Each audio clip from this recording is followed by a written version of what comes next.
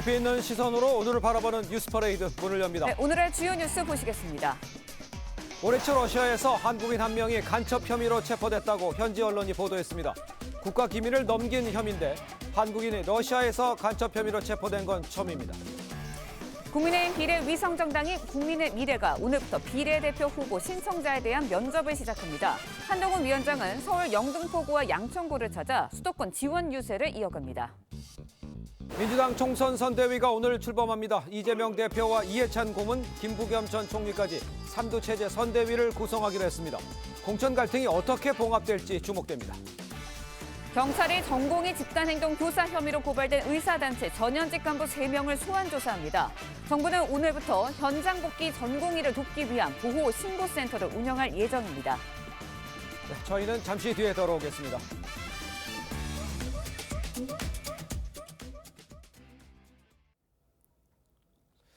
시청자 여러분 안녕하십니까? 화요일 아침 뉴스 퍼레이드 이상목입니다. 러시아에서 한국인 한 명이 간첩 혐의로 체포됐다고 현지 언론이 보도를 했습니다. 국가 기밀을 넘긴 혐의라고 하는데 한국인이 러시아에서 간첩 혐의로 체포된 건 이번이 처음입니다. 첫 소식 김주영 기자입니다. 러시아 타스 통신은 한국인 한 명이 처음으로 러시아에서 간첩 혐의로 체포됐다고 현지 시간 11일 보도했습니다. 타스 통신은 사법당국자를 인용해 간첩 사건 수사 과정에서 한국인 백모 씨가 블라디보스토크에서 신원이 확인돼 구금됐다며 추가 조사를 위해 모스크바로 이송됐다고 밝혔습니다. 보도에 따르면 백 씨는 1급 비밀로 표시된 기밀 정보를 외국 정보기관에 넘겨준 혐의를 받습니다. 백 씨가 블라디보스토크에서 체포된 건 지난해 말에서 올해 초 사이로 지난달 말 모스크바로 옮겨져 레포르토보 구치소에 구금된 것으로 전해졌습니다. 레포르토보 구치소에는 군 기밀 정보를 수집한 혐의로 1년 넘게 억류 중인 미국 월스트리트 저널 기자 에반 게르시코비치도 구금되어 있습니다. 현지 법원은 비공개 심리에서 백 씨 구금 기간을 6월 15일까지로 연장했습니다. 러시아는 우크라이나 전쟁 이후 한국이 서방의 대러시아 제재에 동참했다는 이유로 비우호국으로 지정한 상태입니다. 러시아에서 간첩 혐의 유죄 판결을 받으면 10에서 20년의 징역형이 선고될 수 있습니다. TV조선 김주영입니다. 국민의힘 위성정당인 국민의 미래가 오늘부터 비례대표 후보 면접에 들어갑니다. 후보자 가운데 대통령실 출신이 포함이 돼서 용산 공천 논란도 벌어졌는데 한동훈 비대위원장은 오늘 험지로 꼽히는 서울 영등포와 양천을 찾아서 유세를 이어갑니다. 한성원 기자입니다. 국민의 미래는 공천 신청자 530명 중 부적격 판정자를 제외한 497명에 대해 사흘간 면접을 실시합니다. 한동훈 비대위에선 윤도현, 한지아 위원이 비례대표를 신청했고 당 영입인재 가운데 사격 황제 진종호와 탈북공학도 박충권 현대제철 연구원 등도 지원했습니다. 인유환 전 혁신위원장은 비공개로 신청한 것으로 확인됐습니다. 일제로 호남 쪽에서 활동을 하고 공헌을 했던 분들을 비례대표나 이렇게 반영하려고 하고 있고 대통령실 출신 중에선 강남 출마를 저울질하던 안상훈 전 사회수석과 천효정 전 부대변인 등이 도전장을 냈는데 일각에서 용산 공천 논란이 불거졌습니다. 공관위는 또 대구 중남구 공천을 받은 도태우 변호사 공천도 재검토합니다. 도 변호사는 2019년 유튜브에서 5.18 민주화 운동에 북한의 개입 여부가 문제된다는 것이 상식이라고 말해 논란이 됐고 한동훈 위원장은 국민 눈높이에 맞는 면밀한 재검토를 요청했습니다. 며칠째 험지를 돌고 있는 한 위원장은 오늘도 국민의힘 현역이 없는 서울 영등포와 양천을 찾아 유세를 이어갑니다. TV조선 한성원입니다. 민주당은 오늘 총선 선대위를 공식 출범합니다. 이재명 대표와 이해찬 상임고문, 김부겸 전 총리까지 3명이 3두 체제로 통합형 선대위를 구성하기로 했습니다. 공천 과정에서 불거진 개파 간 갈등을 어떻게 봉합하고 총선을 치를지 주목이 됩니다. 윤재민 기자입니다. 더불어민주당은 오늘 오전 여의도 중앙당사에서 선거대책위원회를 출범하고 첫 회의를 진행합니다. 이재명 대표와 이해찬 전 대표의 김부겸 전 국무총리까지 합세한 3두 체제를 갖췄습니다. 김 전 총리는 선대위원직을 수락하며 통합과 상생을 강조했습니다. 친명이니 친문이니 하는 이런 말들 이제 우리 스스로 내다버립시다. 정권 심판론을 앞세우고 있는 만큼 선대위 명칭은 정권 심판, 국민 승리로 정했습니다. 상임 선대위원장 3명 외에 공동 선대위원장 8명도 추가 위촉할 예정입니다. 이미 최고위원 7명이 공동 선대위원장을 겸하기로 해 선대위원장만 20명에 가까운 거대 선대위가 꾸려집니다. 민주당에 요구되고 있는 혁신과 통합, 국민 참여와 이번 총선의 성격인 4가지의 성격을 담는 구성으로 하였습니다. 친명도 비명도 없다며 백의종군을 선언한 친문 핵심 임종석 전 비서실장의 선대위 합류 가능성도 제기됩니다. 다만 임 전 실장은 감투도 의전도 형식도 원치 않는다며 고사했습니다. TV조선 윤재민입니다. 네, 민주당이 오늘 이재명 대표, 이해찬 전 대표, 또 김부겸 전 국무총리를 공동위원장으로 한 이 메머드급 선대위를 발족을 합니다. 공천도 마무리 수순인데 관심을 모은 이 서울 강북을 결선 변선이죠. 네. 이 비명계 박용진 의원, 친명계 정봉주 전 의원에게 패배를 했습니다. 네, 이 소식 최병문 정치평론가 김상일 전 민주당 부대변인과 함께 자세히 짚어보도록 하겠습니다. 안녕하십니까? 안녕하세요. 반갑습니다.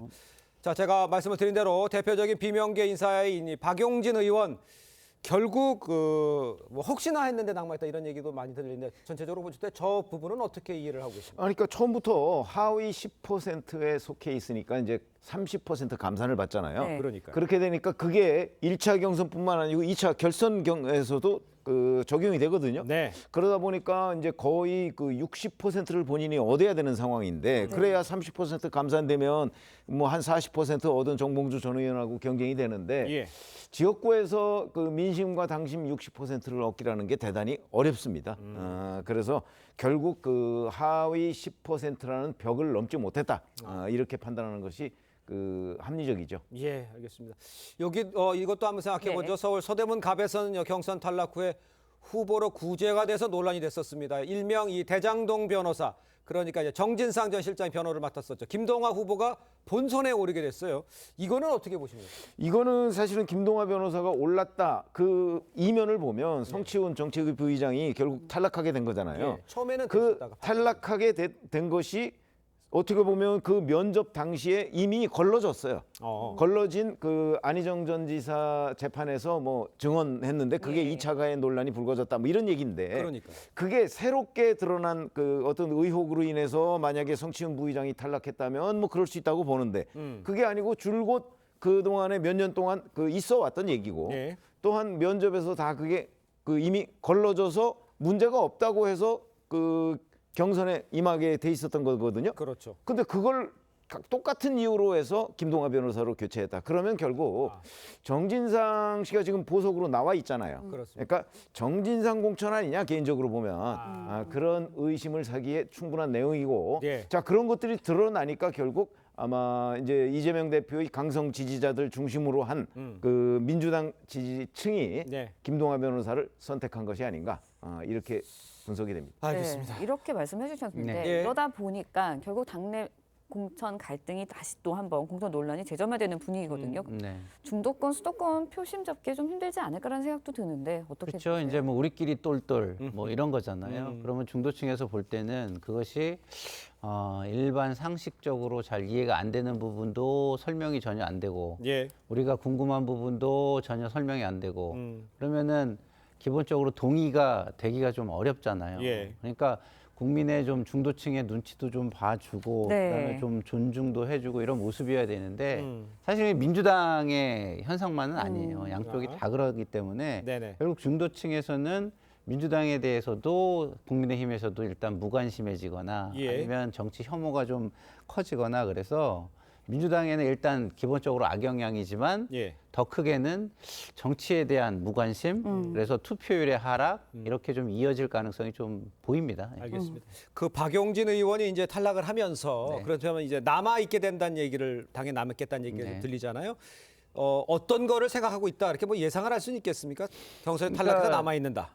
남아서 기다리다 보면은 언젠가 기회가 오겠지 뭐 이런 건데 근데 그런 기회가 오겠지라고 하려면은 지금 어쨌든 잘못된 거에 대해서는 잘못됐다고 계속 이야기를 해야 되잖아요. 그러니까요. 근데 이야기를 안 하고 남아 있으면 결국에는 어떻게 되겠습니까? 나를 중심으로 세가 확장되거나 나의 생각이 다른 사람들에게 이렇게 계속 공유가 되거나 이런 거는 없잖아요. 예. 그래서 결국에는 이재명 대표가 뭐 이렇게 무너지는 때까지 기다리겠다 뭐 이런 거 아닌가 이런 생각이 드는데 네. 그러면 그 기간 때까지는 결국은 이게 제가 볼 때는 뭐 일단 투항한다 그런 이렇게 좀 모양새다. 보입니다. 알겠습니다. 자, 민주당은 오늘요 선대위 출범식을 열고 본격적인 총선 체제에 돌입을 합니다. 김부겸 전 총리는 이 선대위 합류를 수락을 하면서도 이 당 공천에 대해서 일침을 가하기도 했습니다. 직접 들어보겠습니다.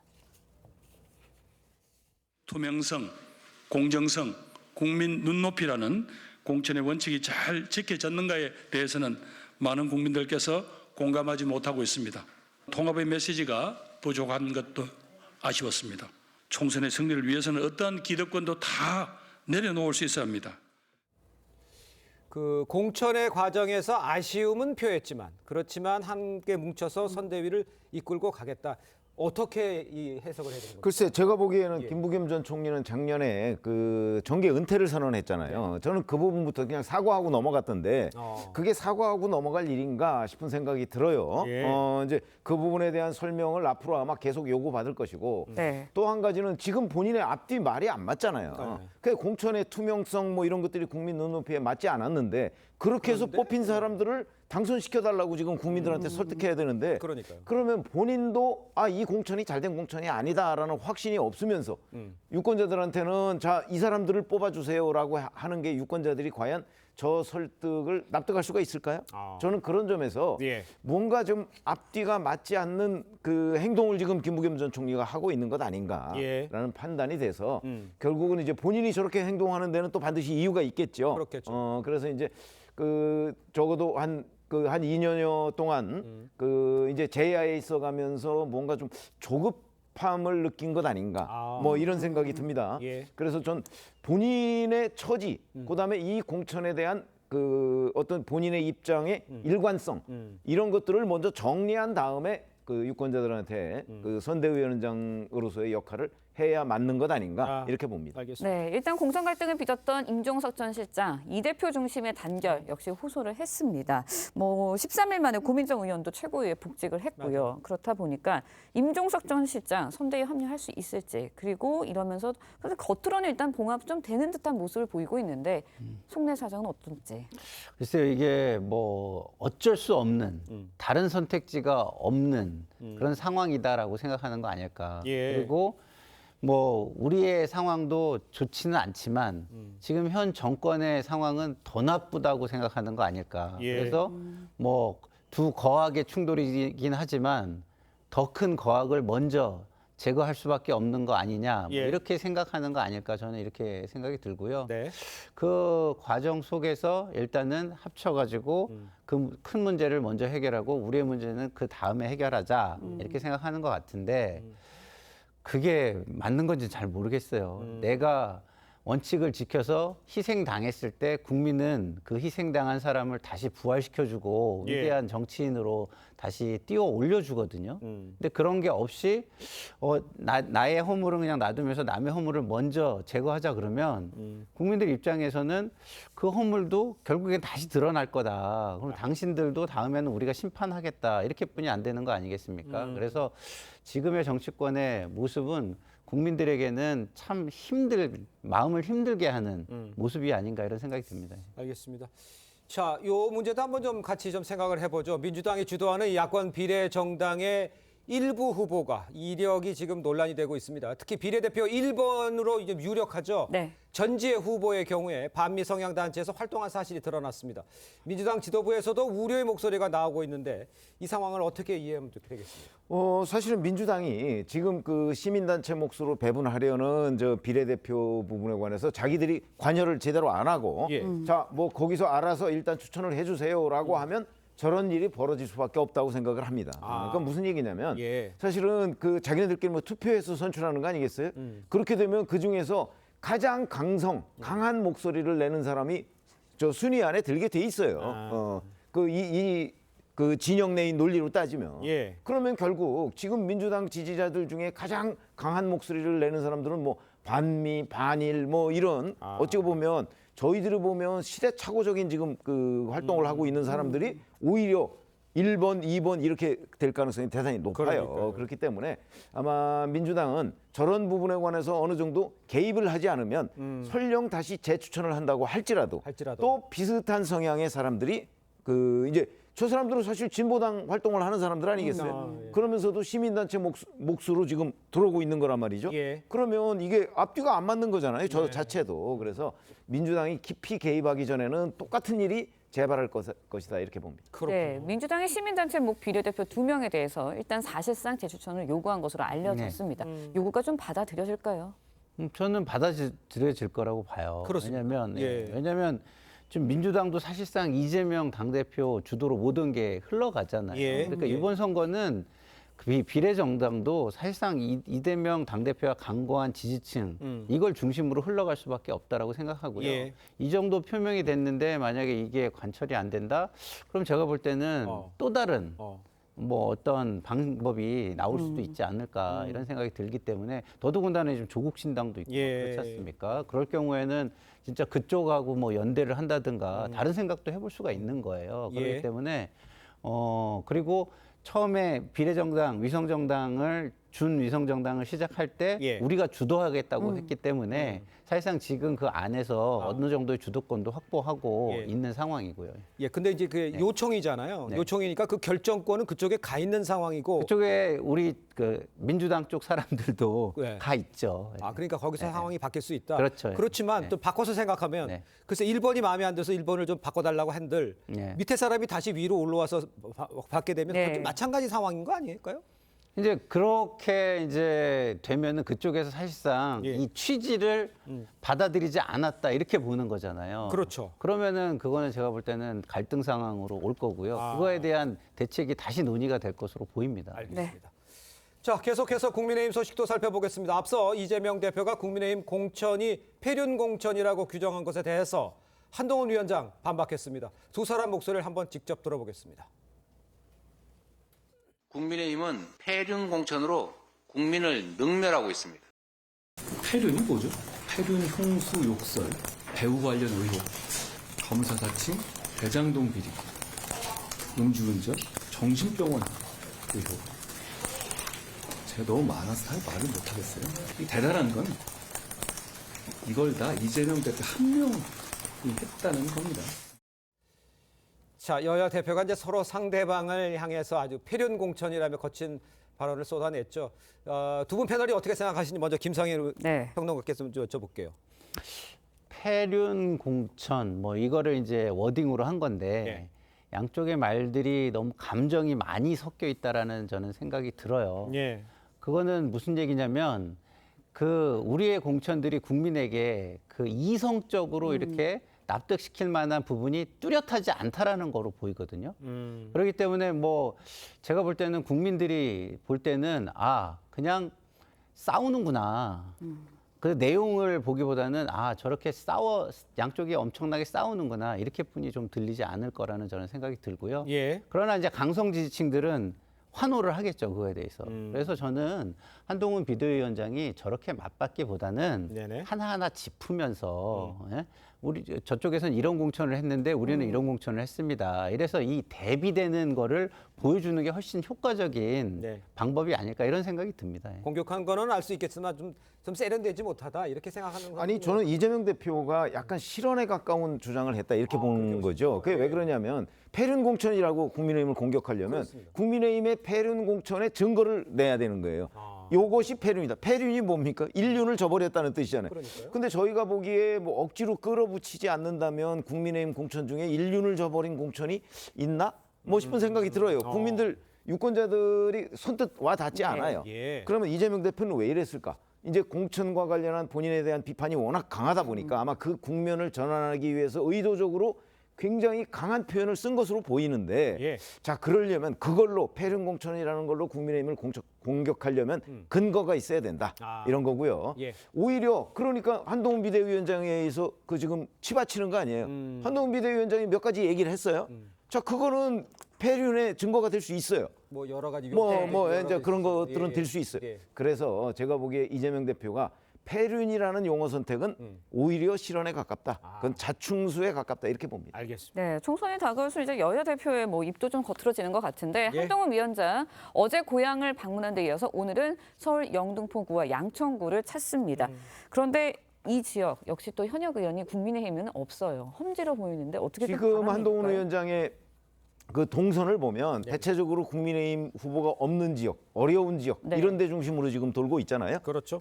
그거는 뭐 어찌 보면 선거 전략 중에 하나라고 할 수 있겠죠. 왜냐하면 저런 실질을 탈환하는 게 그 한동훈 위원장으로서는 굉장히 중요하잖아요. 왜냐하면 4년 전에 워낙 많은 숫자의 민주당 후보들이 당선이 됐기 때문에 그러니까요. 지금 국민의힘 그 현역 의원이 없는 지역이 너무나 많아요. 그러니까 실지가 더 많아요. 그러니까 그거를 확보하기 위해서는 특히 이제 수도권 중심으로 저렇게 그 해야 되는데 예.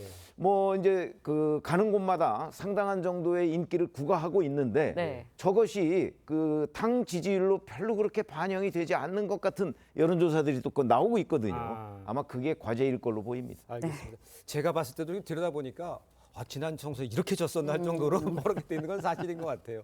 그런데 민주당은요. 이재명, 이해찬, 김부겸 이렇게 3도 체제 선대위로 오늘 출범을 시키는데 국민의힘은 한동훈 위원장 단독 체제가 지금 유력하다는 이런 말이 나오고 있습니다. 글쎄요. 3대1 뭐 이렇게 평가를 하기는 좀 어렵습니다만 그렇게는 어렵죠. 한동훈 선대위로만 간다. 이거는 어떻게 평가하십니까? 저는 그거는 별로 좋은 것 같지 않아요. 그렇습니까? 예를 들어 우리가 철그릇을 예. 생각을 해보세요. 여기 물을 담아야 되는데 이 철그릇이 두껍고 무겁다고 해서 좋은가요? 그건 아니잖아요. 이걸 좀 펴가지고 이 넓혀가지고 물을 많이 담을 수 있게 두들겨 펴가지고 크게 만드는 게 훨씬 나은 거 아니겠습니까? 네. 그래서 중도층까지 담으려면 제가 볼 때는 한동훈 비대위원장이 유승민 의원이라든가 이런 사람들, 그 본인이 그렇게 뭐랄까 이렇게 담을 수 없는, 뭘 담을 수 있을지 모르지만 의심되는 이런 부분까지로 확실하게 담을 수 있게 이 그릇을 넓힌다면 예. 선거에 더 도움이 되지 않겠습니까? 그래서 민주당도 그런 노력을 하는 것이죠. 사실상 뭐 이재명 당대표가 김부겸 전 총리를 뭐 비대위원장으로 너무너무 이렇게 존중을 해가지고 모셔왔겠어요. 그건 아니고 예. 총선에서 이기려면 그래도 그릇이 조금이라도 더 넓고 다른 어떤 목소리나 그런 성향도 예. 담을 수 있어야 된다. 이런 생각을 하는 것이라고 저는 봅니다. 네, 원톱체제보다는 좀 다양한 목소리를 담아야 된다 이런 말씀 해주신 것 같은데 예. 지역구 선거 한동훈 위원장이 비례대표 선거는 이뇨한 전 혁신위원장이 이끄는 방언도 거론이 되고 있다고 합니다. 근데 지금 이제 국민의힘과 국민의힘 위성정당인 국민의 미래 이거는요. 그 다른 당이 아니에요. 똑같은 당이에요. 뭐 이재명 대표는 그걸 일란성 쌍둥이라고 얘기를 했던데 똑같은 당이에요. 그렇기 때문에 뭐 쌍두 체제 이게 아니고 사실상 공동위원장 체제나 마찬가지다. 그리고 비례대표라는 거는 결국은 네. 그 지금 모당인 국민의힘의 그 지지율에 그냥 얹혀가는 거기 때문에 그렇죠. 네. 제가 보건대 뭐 거기서 인요한 전 혁신위원장이 뭐 비례대표 그 정당 국민의 미래의 대표를 맡아서 뭐 선거운동을 하고 별도의 선거운동이 필요치 않고 네. 국민의힘에 얹혀가면 되는데 그러면 이제 한동훈 결국 그 1인 체제나 마찬가지인 이 지금 국민의힘 선거 지휘 체제가 과연 바람직하냐. 그거는 이제 아까 김상일 평론가 얘기했을 때 저는 동의해요. 무슨 얘기냐면 혼자 가는 게 한동훈 아니죠. 한동훈 위원장 같은 경우는 그 윤석열 대통령과 이미지가 너무 겹쳐요. 그러면 지금 국민의힘 지지자 중에는 윤석열 대통령을 적극적으로 지지하지 않고 약간 방관자적인 위치에 있는 사람도 꽤 있거든요. 그럴 수 있죠. 여기까지도 함께 담아야 된다. 아니 민주당에서 공천 탈락하거나 뭐 문제가 있는 사람들 받아들여서 외연 확장한다면서 예. 당내 비주류 또는 뭐 윤석열 대통령하고 약간 좀 이렇게 어긋나 있는 사람들도 제대로 그 우군화하지 못한다. 예. 그거는 문제거든요. 그런 점에서 본다면 한동훈 위원장 1인 체제보다는 한동훈 위원장의 부족한 면을 보완할 수 있는 무엇인가가 더 필요하다 이렇게 봅니다. 한동훈 위원장이 부족한 무엇인가를 채워줄 만한 사람 저는 지금 머릿속에 떠오르는 사람이 특별히 없는데 누가 있을 수 있나요? 아니 그러니까 이제 당내에 비주류가 당내 있을 수 비주류에서. 있죠. 그런 사람이 있을 수 있어요. 아니 뭐 여럿 있잖아요. 지금 방관자적인 위치에 있는 사람. 꼭 네. 유승민 전 의원만 있는 건 아니에요. 그건 아니다. 알겠습니다. 네. 자, 이런 가운데 한동훈 위원장 5.18 관련 발언으로 논란이 된 이 도태우 변호사 이 공천을 재검토해달라 이렇게 공관위에 요청을 했습니다. 공관위에서 받아들여질지 이건 어떻게 보십니까? 저는 기본적으로 한동훈 비대위원장이 일단 저런 요청을 했다는 것만 가지고도 일단 저한테 참 잘했어요 도장이 있다면 이렇게 한번 꽝 찍어드리고 싶어요. 예. 근데 이것이 만약에 공관위에서 안 받아들여진다. 네. 그럼 어떻게 되겠습니까? 아 쇼네 내지는 뭐 약속 대련이네 이런 얘기가 나오지 않겠습니까? 예. 그래서 공관위가 이걸 받아 안는다면 뭐 참 잘했어요 도장 2개 이렇게 찍을 수 있지 않을까 이런 생각이 듭니다. 알겠습니다. 자, 계속해서 제3지대 소식도 살펴보겠습니다. 자, 먼저 조국 혁신당이죠. 대표 비례대표 출마를 공식 선언했습니다. 당대표가요. 지역구가 아닌 비례로 나선다는 것. 이거는 어떻게 좀 해석을 해야 될까요? 뭐 처음부터 그 방법 외에는 없었죠. 방법이 없다. 그리고 자기 지지층을 일단은 뭐 모아서 그게 자신의 명예를 회복하게 하려면 네. 국회의원이 돼야 일단 회복이 된다 이렇게 생각하지 않겠습니까? 네. 그러면 확실한 당선이 되는 방법을 선택을 해야겠죠. 음. 근데 지금 본인이 처음에는 본인 정도 명예회복 이렇게 생각했을 거예요. 근데 예. 지금은 그 이상의 바람이 불고 있거든요. 그러면은 이제는 사실은 이렇게 되면은 내가 굳이 앞순번에 놓을 필요가 없지 않은가? 아니면 예. 이걸 정당의 크기를 키워서 오히려 한번 정치적으로 어떤 명예 회복을 넘어서서 정치적 싸움도 한번 해볼 수 있지 않을까 이런 생각까지 할 수도 있겠다 이런 생각이 좀 듭니다. 그래서 지금 뭐 어쨌든 뭐 비례대표로 신청은 했지만 네네. 몇 번에 또 본인을 배치할지 이런 거는 한번 좀 두고 볼 일인 것 같습니다. 네, 조국 대표도 조국 대표인데 민주당을 탈당하고 조국 혁신당을 입당한 황운하 의원도 비례로 출마를 합니다.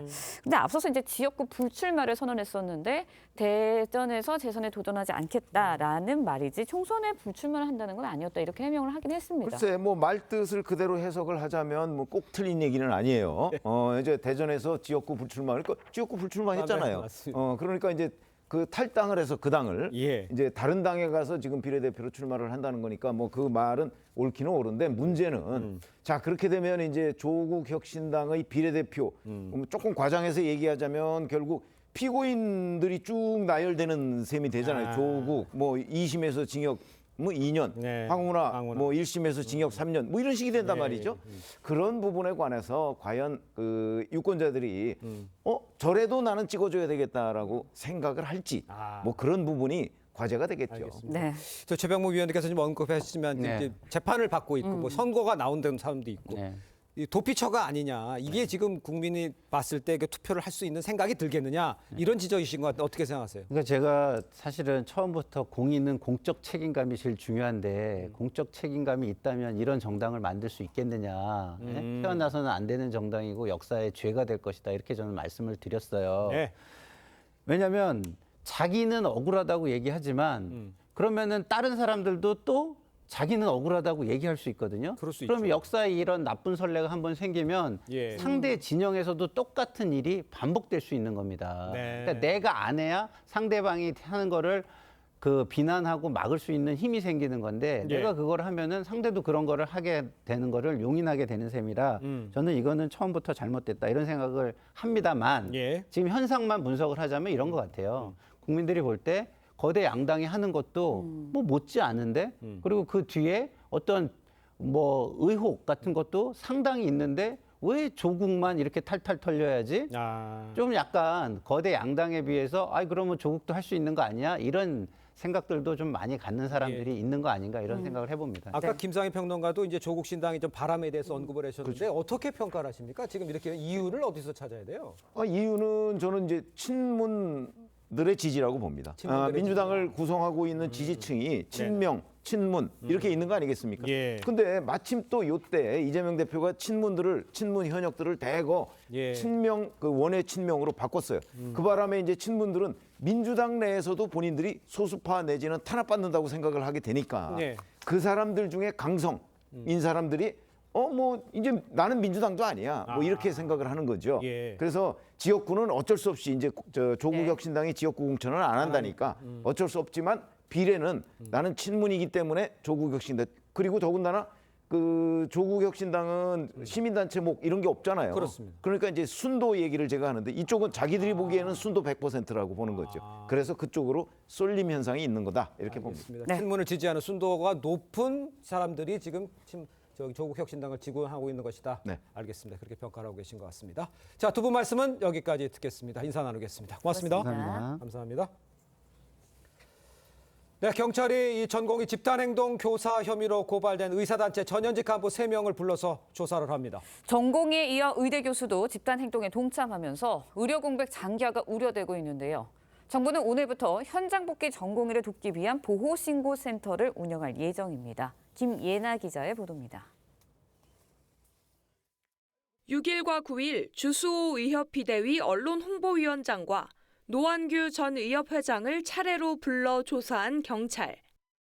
오늘은 김태구 의협비대위원장과 박명아 조직강화위원장, 이면택 대한소아청소년과 의사회장을 불러 조사할 계획입니다.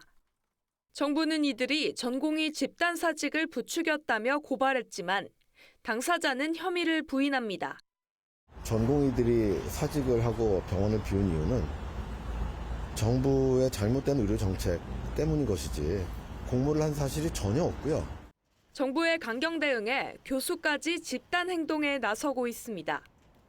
서울대의대 교수 430여 명은 총회를 열고 정부가 합리적 방안을 제시하지 않으면 18일 집단 사직하겠다고 밝혔습니다. 서울의대 교수의 결정은 다른 병원 교수에게도 영향을 줄 거란 전망이 나옵니다. 이미 많은 교수님들이 사직서를 제출하고 있고 이 사직의 행렬은 앞으로도 멈추지 않을 것 같습니다. 의료 공백이 장기화되자 정부는 오늘부터 현장 복귀 전공의를 위해 전공의 보호 신고 센터를 운영합니다. 어제 상급병원 20곳에 군의관과 공보의 158명을 파견한 데 이어 필요하면 200명을 더 파견할 계획입니다. TV조선 김예나입니다. 야간 외출 제한 명령을 어기고 집 밖으로 나왔다 적발된 조두순이 재판에서 징역 1년을 구형받았습니다. 조 씨는 판사에게 아내와 싸운 뒤 화가 나서 그랬다며 선처를 호소했는데 법정을 나설 때 얼굴을 드러냈습니다. 구자형 기자의 보도입니다. 재판을 받고 나오는 조두순. 야간 외출 제한 명령을 위반한 사실을 인정하려는 취재진의 질문에 가정사를 들먹입니다. 마누라가 22번 집을 나갔어요. 그냥 한 번 들어와서 이혼하대요. 이혼해. 앞서 열린 첫 재판에서도 아내가 집을 나가 화가 나서 집 앞 초소에 갔었다면서 재발 방지를 약속했습니다. 나라에서 한 달에 100만 원을 받는다며 벌금을 줄여달라고도 했습니다. 하지만 검찰은 징역 1년을 구형했습니다. 검찰은 조 씨가 판사를 잘 만나면 벌금 150만 원, 잘못 만나면 300만 원이라고 하는 등 대수롭지 않아 하는 태도를 보이고 있다며 구형 이유를 밝혔습니다.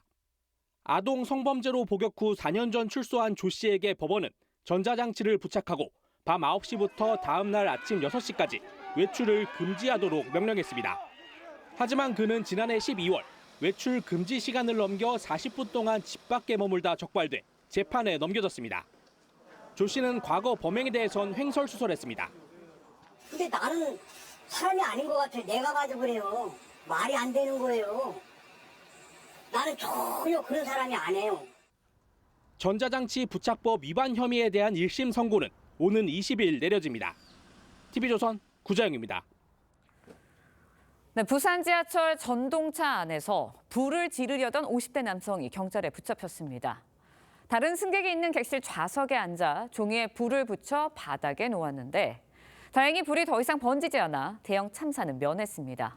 이 남성은 그런데 2년 전에도 편의점 건물에 불을 붙이려 한 적이 있었습니다. 하동원 기자의 보도입니다. 승객들이 줄지어 앉아 있는 부산 지하철 전동차 안. 한 남성이 종이에 불을 붙이더니 주변을 살피고는 몰래 의자 밑에 놓습니다. 불은 그냥 꺼졌지만 타는 냄새가 난다는 신고를 받고 영무원이 남성에게 다가갑니다. 그런데 이 남성은 오히려 영무원에게 손가락질까지 하며 화를 냅니다. 제지를 좀 하는 그런 과정에서 동네역까지 왔고 이렇게 하다가 동네역에서 이제 정차해 있는 중간에 이제 도망을 간 거죠. 부산교통공사는 남성을 경찰에 신고했습니다.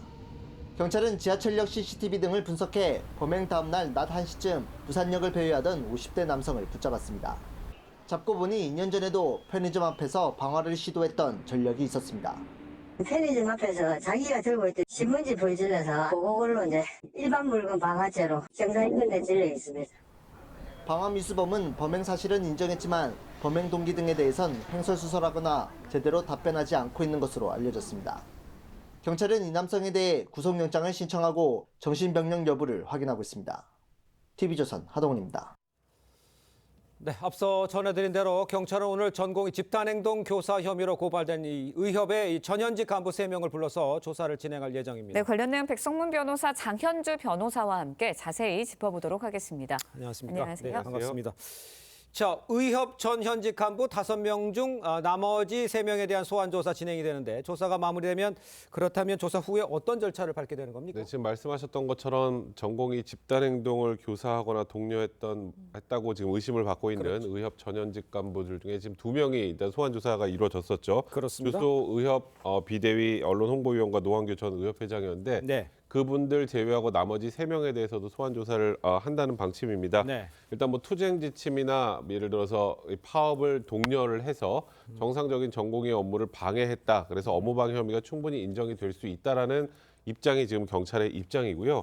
그래서 일단은 이들에 대한 나머지 3명에 대한 조사를 모두 마친 뒤에 이들 중에 뭐 일부에 대해서는 구속영장 신청 가능성이 있다라는 부분들까지 얘기가 나오는 상황입니다. 그렇군요. 네, 그런데 이른바 경찰이 전공의 블랙리스트를 작성하라는 문건 의혹과 관련해서 강제 수사에 돌입을 했습니다. 뭐 해당 문건에 어떤 내용이 구체적으로 들어 있었는지 또 어떤 처벌을 받게 되는 건가요? 일단 이 문건이 논란됐던 이유가요. 의협 회장의 직인이 찍혀 있었고 그리고 집단 행동에 불참하는 의사들의 명단을 작성해서 유포하라라는 지침이 담겨 있었기 때문입니다. 예. 그리고 비슷한 시기에 실제로 또 다른 온라인 커뮤니티에는요. 뭐 전공이 블랙리스트가 올라왔었기 때문에 혹시 의협이 이런 부분들을 사주한 것이 아니냐라는 의혹이 불거지기도 했었습니다. 그렇기 때문에 경찰 입장에서는 누가 이 문건 작성했는지 확인하기 위해서 압수수색을 하고 있는데요. 특히 이제 그 사이트에 대한 압수수색을 통해서 강제 수사에까지 돌입을 했습니다. 네. 그러나 일단 의협 측의 입장은요. 의협이 이런 문건을 작성한 사실도 없고 그리고 직인을 찍은 사실도 없다라고 하면서 오히려 검찰에 고발을 했습니다. 예. 만약에 직인이 찍혀 있었다고 한다면 그 직인의 위조 가능성까지 있기 때문일 텐데요. 예. 수사기관에서 앞으로 이 문건을 작성한 사람이 누구인지를 빠르게 좀 밝혀내야 될 것 같습니다. 알겠습니다. 자, 이런 상황에서 정부가요, 전공의들의 이제 행정처분 전에 이제 복귀를 한다면 최대한 선처하겠다 이렇게 뭐 하고는 있습니다만 글쎄 이제 돌아오게 할 수 있는 뭐 다른 방법 이런 것들은 좀 없을까요? 사실 지금까지 정부와 의사단체와의 이 대립 과정을 좀 지켜보면 네. 말 그대로 완전히 강대강입니다. 네, 그러니까요. 그러니까 소위 복귀하면 뭐 어떤 방식으로는 당근을 제시하거나 하는 건 없는 것 같고 현재 아니면 의대 정원수에 대한 그런 협의나 이런 것들은 이제 더 이상 하지 않고 있는 그런 상황 아니겠습니까? 그러니까요. 네. 근데 지금 이제 사실 의대 교수들까지 집단 행동에 나설 움직임을 보이고 있는 상황이다 보니까 정부에서 어찌 보면 처음으로 한 발 좀 물러난 것 같습니다. 물러났다는 취지는 일단 그 지금 미복귀 전공의들 중에 4,943명에게 면허 면허 정지 처분 사전 통지가 이루어졌고요. 그렇죠. 그럼 이제 한 일주일 정도 안에 전부 다 통제가 이루어지면 예. 그 이후에 이제 사전 청취 절차가 있습니다. 왜 복귀를 하지 않은 것인지 정당한 것인지 아닌지를 확인하고 그 다음에 이제 면허 정지 처분을 하는데 그러면 한 일주일에서 길게는 한 2주 정도 시간이 있겠죠. 네. 그 사이에 복귀를 한다면 최대한 선처하겠다. 그러니까 일단 복귀할 명분 같은 것들을 좀 주겠다라는 그런 취지인 것 같은데 다만 지금 현재 뭐 여러 가지 이런 강대강 대치 속에서 전공의들이 복귀하는 숫자가 굉장히 적지 않습니까? 그러니까요. 과연 이런 정도의 조치가 미복귀 전공의들을 복귀하게 할 수 있을지 그거는 이에 대해서는 좀 아직 좀 의구심이 드는 건 사실입니다. 그렇군요. 네, 알겠습니다. 좀 지켜봐야 할 것 같고요. 다음 예. 이야기도 해보도록 하겠습니다. 네. 거액의 뒷돈을 받고 사교육 업체에 문제를 팔아넘긴 현직 교사들이 감사원의 감사 결과 무더기로 적발이 됐어요. 근데 이른바 이제 사교육 카르텔이 꽤 드러난 거 아니냐 이런 지적들이 있는데 어떤 상황인 건가요? 그렇죠. 일단 감사원이 지난해 9월부터 3개월 정도 동안 감사를 했고요. 56명의 교원과 학원 관계자 등을 지금 수사를 해달라고 요청을 한 상태입니다. 예. 받고 있는 혐의는요. 청탁금지법 위반, 업무방해 그리고 배임 수증죄가 됩니다. 크게 어떤 행위들을 했냐면 그냥 말 그대로 교사들이 사교육 업체에 문제를 판매하고 금품도 수수하고요. 그 문제를 본인의 어떤 중간고사나 기말고사에 출제하기까지 했습니다. 예. 뭐 예를 들면 한 교사는요. 2010 2019년부터 2022년까지 대형 사교육 업체의 수능 대비 문제 1,200여 개와 부교재 등을 공급하고 1억 8천만 원을 받았고요. 네네네. 그리고 나서 이 판매한 문제 중에 13개를 학교의 중간고사 기말 시험에 그대로 내거나 또는 일부 바꿔 출제한 이런 이야. 사례까지 적발이 됐습니다. 그렇군요. 네, 현직 교사들이 사교육 카르텔에 뭐 적극적으로 참여한 것까지가 뭐 굉장히 충격적인데 적발된 게 56명이라고 하는데 네네. 어떤 처벌 받게 되는 건가요? 일단은 적발된 56명도 사실상 5천만 원 이상 수수하거나 제공한 사람들 위주로 지금 적발이 된 거거든요. 아마 더 있을 가능성은 매우 많습니다. 그러네요. 그리고 사실 가장 중요한 거 입시와 관련해서 가장 중요한 건 결국 공정성 아니겠습니까?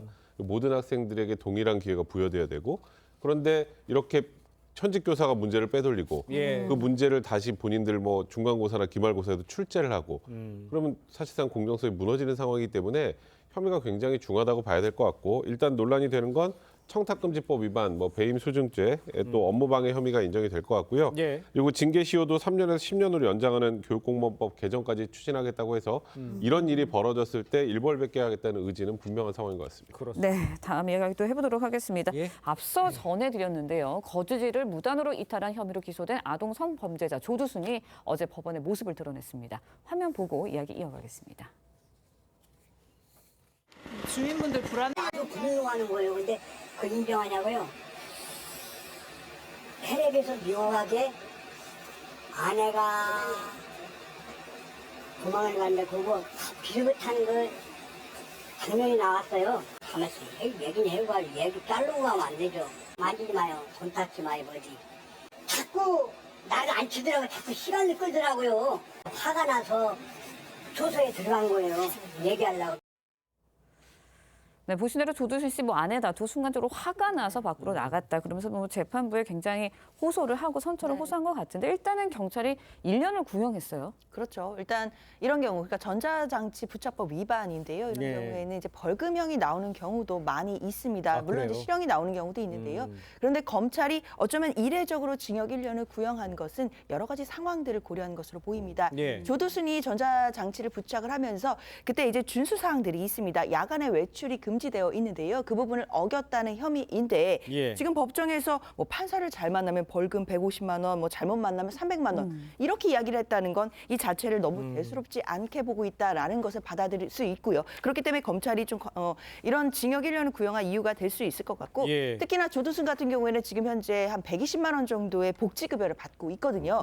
검찰 입장에서는 만약에 벌금이 선고된다라고 한다면 조두순의 이 위법 행위에 대해서 결국 국가가 책임지는 것이 아니겠느냐 네. 이 부분을 문제 삼아서 징역 1년을 구형한 것으로 봐야겠습니다. 알겠습니다. 자, 두 분 말씀은 여기까지 듣겠습니다. 고맙습니다. 고맙습니다. 네, 감사합니다.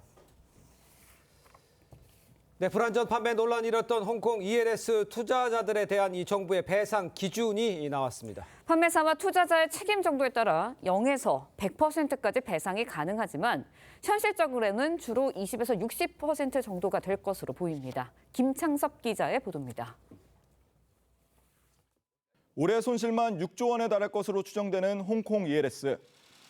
금융감독원은 두 달간의 현장 검사 끝에 배상 기준안을 마련했습니다.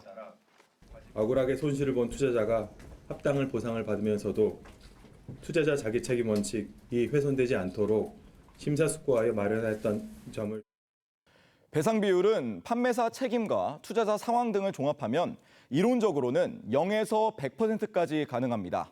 투자자가 65살의 고령이거나 예적금을 가입하려다 투자한 경우 홍콩 ELS 최초 가입자일 때는 배상 비율이 올라갑니다. 반면 과거 홍콩 ELS 상품에 투자한 경험이 많거나 그동안의 누적 수익이 이번 손실보다 많다면 배상 비율이 내려갑니다.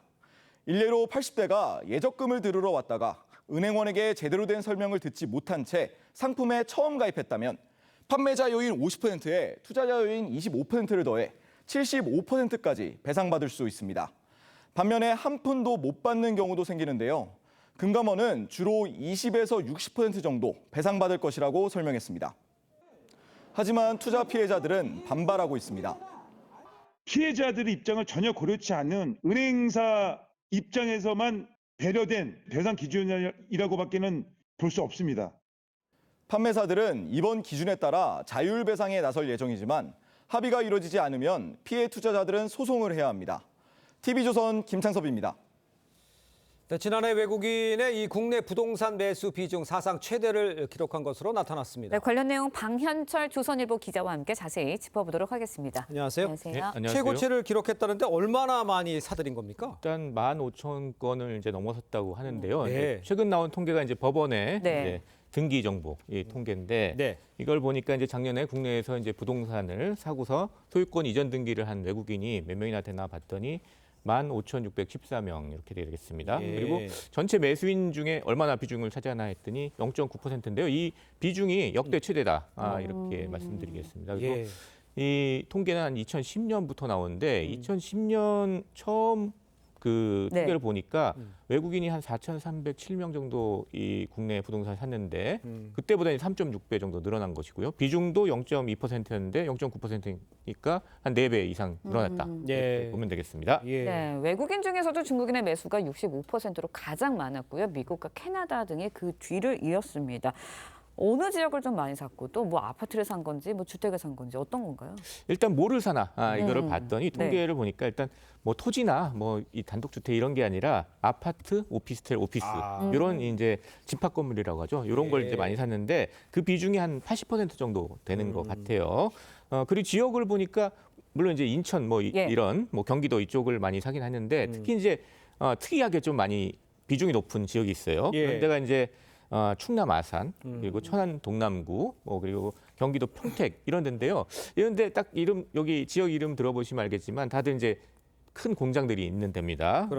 아산 같은 경우는 디스플레이 공장 큰 대규모 공장이 있고요. 또 천안에도 각종 이제 산업단지가 있고 평택 그러면 반도체 메카 뭐 이렇게 불리지 않습니까? 이렇게 큰 공장들이 있는 곳들인데 이런 그 투자가 집중되는 곳 이런 곳에 또 외국인들의 그 부동산 매수세도 강하다 이렇게 좀 볼 수 있습니다. 알겠습니다.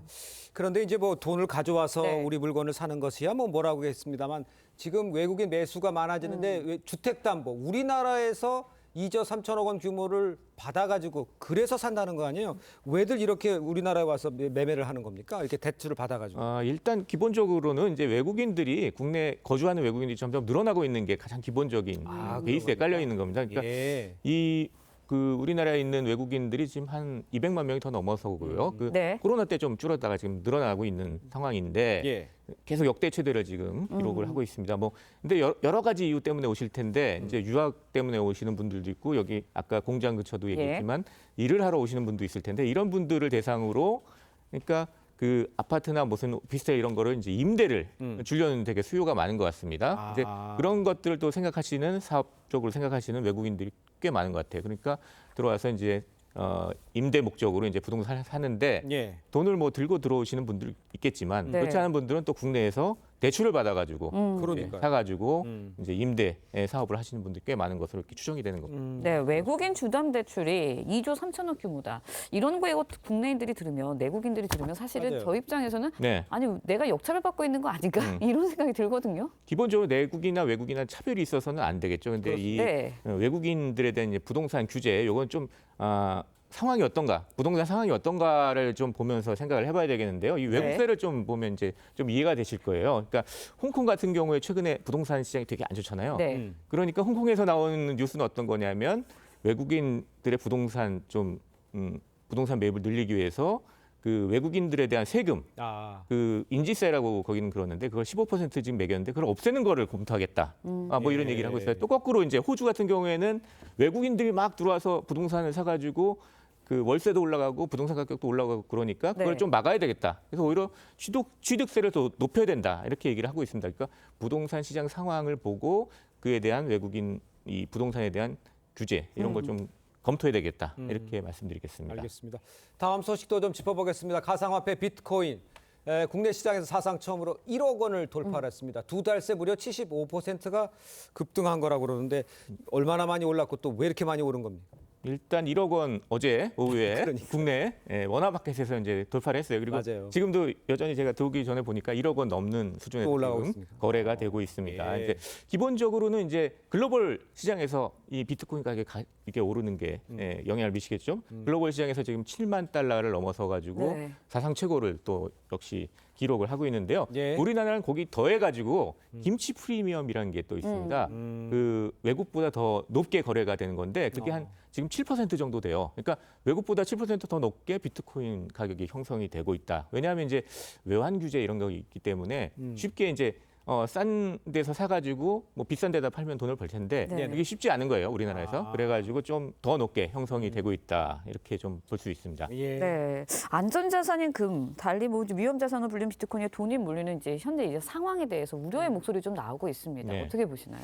이게 전통적인 자산, 우리 주식이나 채권 같은 거를 보면 주식은 이제 갖고 있으면 배당이 나오죠. 그리고 채권을 갖고 있으면 이자가 나옵니다. 그러니까 다 뭐 이렇게 현금 흐름이 나오는데 금이나 이제 말씀하신 금이나 비트코인 같은 경우에는 현금 흐름이 전혀 나오지 않습니다. 오로지 이제 시세 차익, 그러니까 시세가 올라가는 것만 올라가서 돈을 버는 것, 이것만 노리는 것인데 예. 특히 비트코인은 이게 변동성이 심해요. 그러니까요. 그래서 이 어떻게 될지 사실 좀 예측하기도 어렵습니다, 가격이. 그래서 좀 전문가들은 투자할 때 유의를 많이 해야 된다. 이런 얘기를 하고 있습니다. 예, 네. 일반인들도 많이 주의를 해야 될 것 네. 같아요. 알겠습니다. 오늘 말씀 여기까지 듣겠습니다. 고맙습니다. 네, 감사합니다.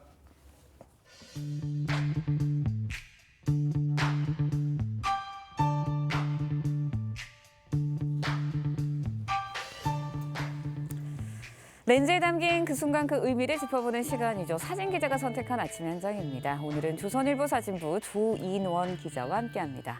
안녕하세요. 오늘 아침에 볼 사진 어떤 건가요? 네, 바이든 미국 대통령이 손짓을 하면서 활기차게 연설하고 있습니다. 바이든 대통령은 지난주 열린 국정연설에서 이전과는 다른 모습을 보여줬는데요. 달라진 모습들을 사진으로 함께 보겠습니다. 최근에 바이든 미국 대통령이 거침없는 모습을 보여주고 있습니다. 지난주 국정연설에서 바이든 대통령은 연설이나 제스처로 활력을 보여주면서 트럼프보다 약해 보인다는 의심을 불식시키려고 하고 있습니다. 이날 연설 중에도 최근 늘어나는 남미 이민자들을 문서화되지 않은 이민자 대신 불법 이민자로 표현했습니다. 또 트럼프 전 대통령의 이름을 직접 말하지 않고 전임자라고 12번 이상 언급하면서 대선 경쟁에서 자신이 트럼프와 어떻게 다른지를 강조했습니다. 네, 그런데 바이든 대통령이 왜 이런 모습을 보여주는 건가요?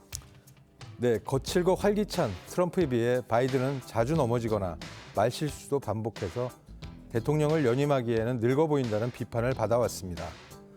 그래서 이런 우려를 없애기 위해 바이든 대통령은 전보다 씩씩한 모습을 보여주는 것입니다.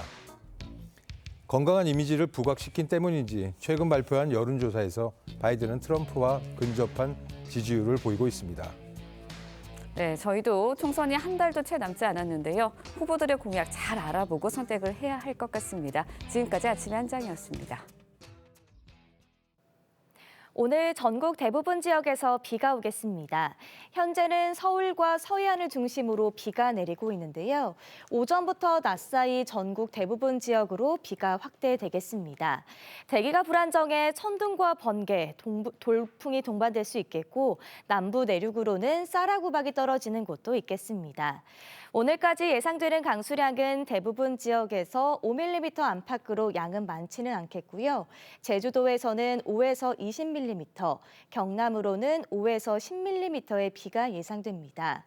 또 강원 내륙과 강원 산지로는 1에서 5cm의 눈이 내리겠습니다. 오늘 남부지방에서는 짙은 안개가 끼겠고 오후부터는 해안가로는 강한 바람이 불겠습니다. 오늘 한낮 기온 어제와 비슷하거나 조금 높아 온화하겠는데요. 서울이 11도, 대전 10도, 대구 13도 예상됩니다.